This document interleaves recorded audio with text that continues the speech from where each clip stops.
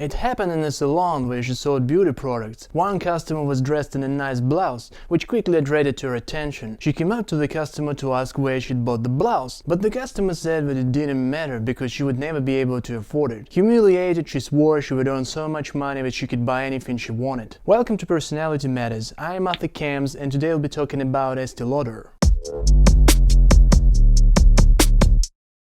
Estee Lauder was born on 1st of July 1908 in Queens, New York. Her parents wanted to call their daughter Estee, but decided at the last minute to keep the name Josephine, although the baby's nickname became Estee, and which is what she grew up responding to. But when she was an adult and started building her business empire, she slightly modified her name and added an accent mark to make it sound a bit French. Her first lessons in business administration and retailing she learned when she was still at school. She used to work in a hardware shop owned by her family. A bit later, she worked with her uncle, John Schatz, who came to live with the family in New York. John was a chemist by profession, and he opened a laboratory called New Way Laboratories that produced creams, lotions and perfumes on the basis of natural ingredients. Gradually, Estee started selling her uncle products to her classmates, giving them different names, such as Super Rich Oil Purpose Cream, 6-in-1 Cold Cream, or Dr. Schatz Venice Cream. But she really started experimenting with marketing only after she graduated from school.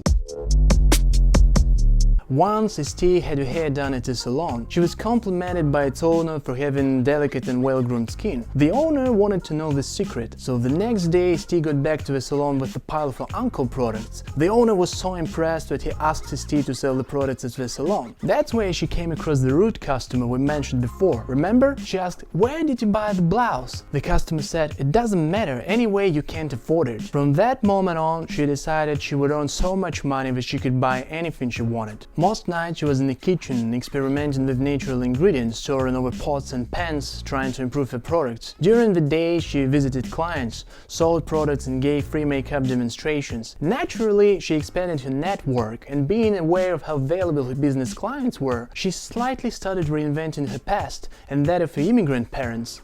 So eventually she was thought of as an aristocrat from a noble European family. By the way, the example of reinventing her past might be interesting for those of you who consider doing personal rebranding.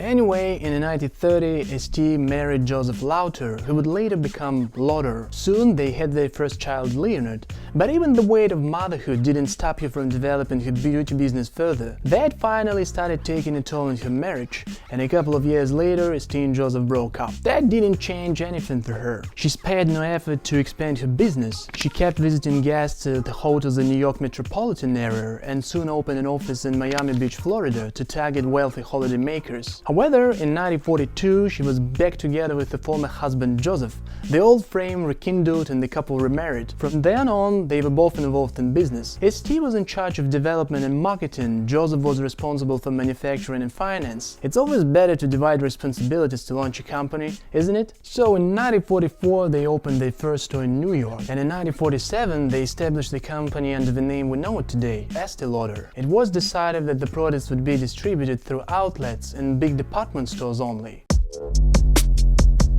In the beginning, the company focused on 4 products: cleansing oil, Super Rich All Purpose Cream, skin lotion and cream pack. Interestingly, Estee and Joseph were both business owners and its only employees. They sold products during the day and manufactured them at night in the kitchen in the Manhattan restaurant. That was hard, but their effort paid off. The breakthrough happened in 1947 when they received their first big order from a luxury store in New York. The store ordered $800 of their products that were sold out completely in 2 days. That was definitely a success and a big step in establishing Estee Lauder as a company that could compete with other big brands. From that point, Estee Lauder continued its glorious expansion all over the United States, promoting new cosmetics and selling it through big chain stores like Marshall Fields, Neiman Marcus and Bonneville Teller.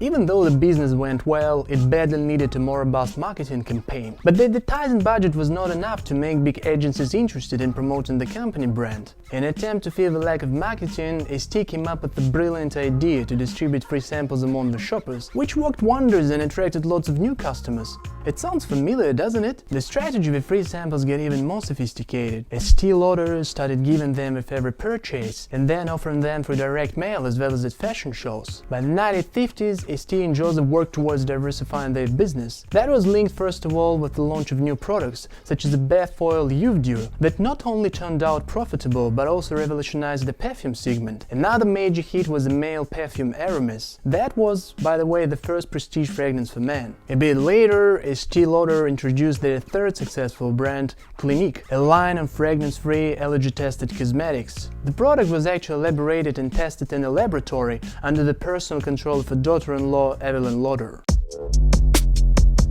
By the 1970s, Estee stepped down and his son Leonard took over the company. The whole family was involved in keeping the business growing. The business that she started long ago by selling beauty products in salons. Now Estee Lauder is one of the leading makers of cosmetics, fragrances, skin and hair care products. As Estee Lauder said herself, "I didn't get there by wishing for it or hoping for it, but by working for it." Thank you for watching Personality Matters. We talk about people who made the world. Until next time, I am Arthur Camps.